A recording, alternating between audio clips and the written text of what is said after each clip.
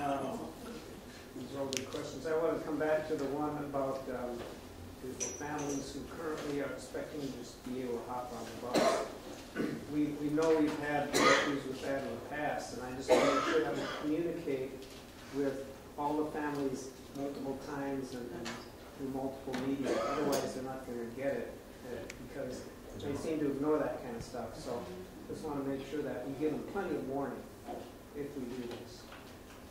Yeah, we'd have to be very planful in the communications.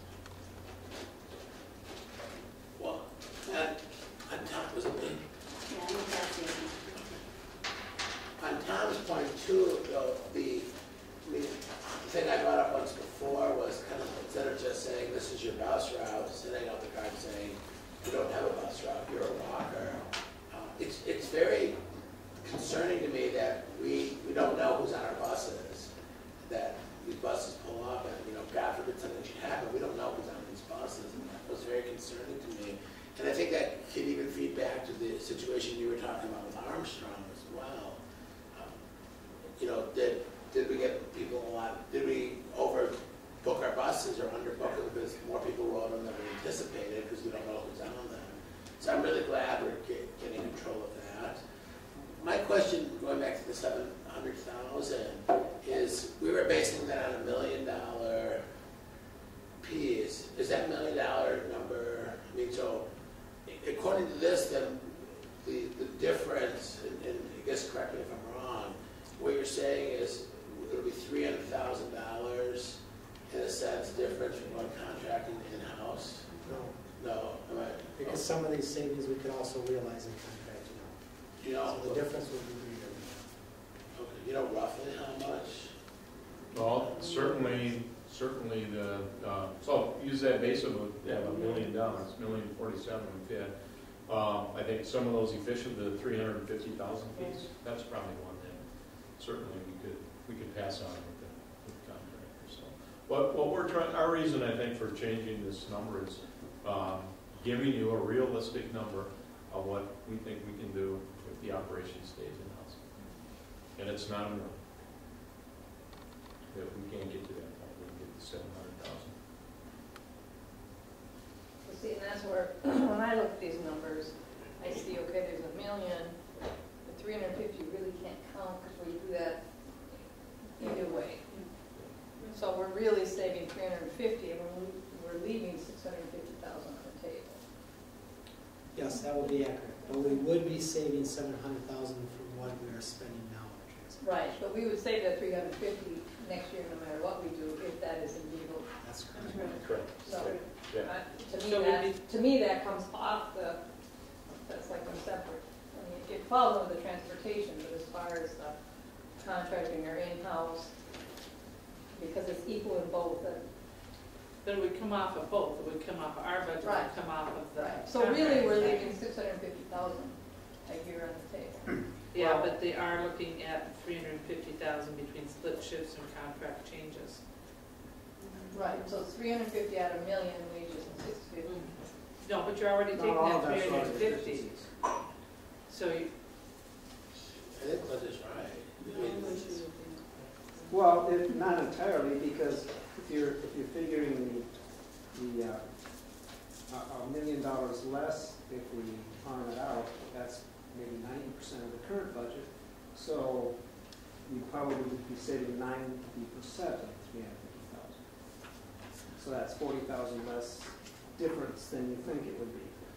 But Linda's point is 350 is going to come either way. No, the point is it's not 350 either way. The point, the other way, it's 90% of 350. If they're charging us less per route than we're paying now, I mean okay. Okay, so we save about 90% of the 350. Okay, because we already would dump off $1 million. Right. Right.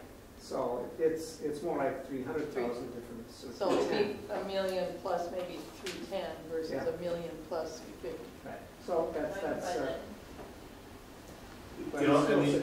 I guess, and the other part that, we're again trying to be conservative here with this number, but if there are changes in the contract through negotiations, there they're kind of being set up where they're going to be things that are gonna help us year, in the long run.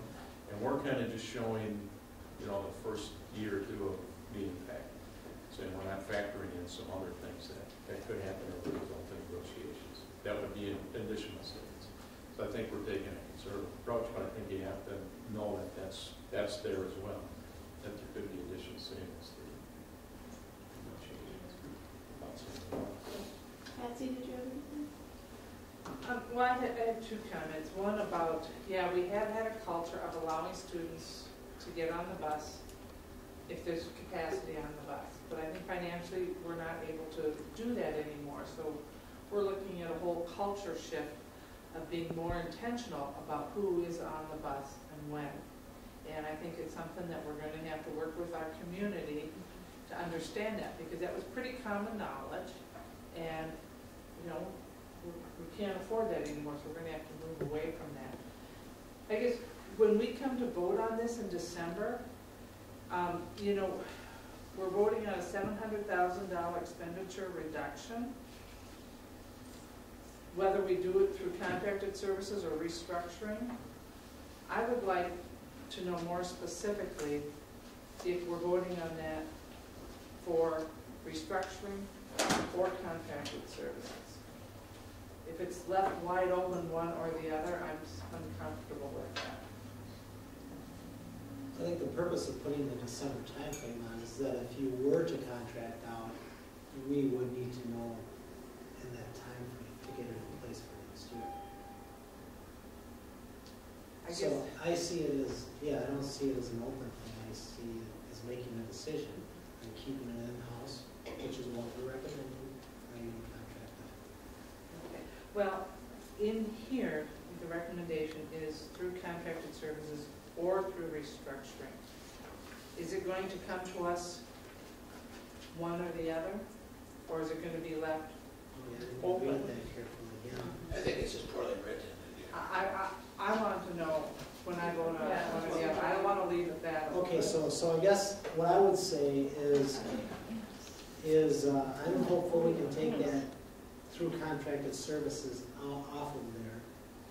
And that by December 5th, we'll know if we're closer to the 700,000. Okay. And then if we're not, then we look at it again. Well, when I hear you, so basically your question is that, is there an alternative position, or an alternative proposal, if that's not the case? And I guess the thing I would say is that, if there's a range of years, maybe within a 3-year time frame that we can't get additional savings of them, at this point I'm not able to say what number, but in a few years out we're able to get, if we can't do plan A,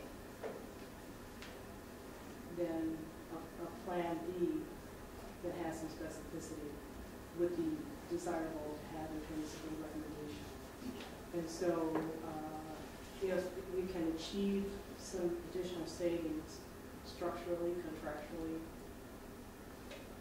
within a 3-year period of time, a reasonable target, then I would be interested in understanding what that looks like. And as I sit here, I can't be more definite than that. But if these things come to pass, that would be a place that I would like to be able to look at. And in all fairness to the staff, we don't wait until the last minute to say, what about this and what about that? To the extent we can avoid some of that. Because we don't know what's going on. I mean, as you're doing negotiations, as you're talking, we have no idea. We have no way to know. So to ask us to just vote, to vote on what we hope, and we have to do a fair amount. Part of all of this is your best guesses and your best judgment on almost everything. There are not a lot of certainties, so we have to take risks on a variety of things, and so so I understand. Does that make sense to you? I think so. Okay. I'm just not sure exactly. You want see where we could get more savings if we do Well, I'm restructuring? saying that if we have a time, and if we can't achieve everything we'd like to achieve this year, over a period of time, perhaps, no more than 3 years, maybe we can achieve some more. And perhaps we can also still preserve in-house services to an extent. You know, I would like to see us be able to do that, but we need money. Right, so it's not to compare one option versus the other No. down the road, because the option, if we contract it out, would be even more unknown, probably.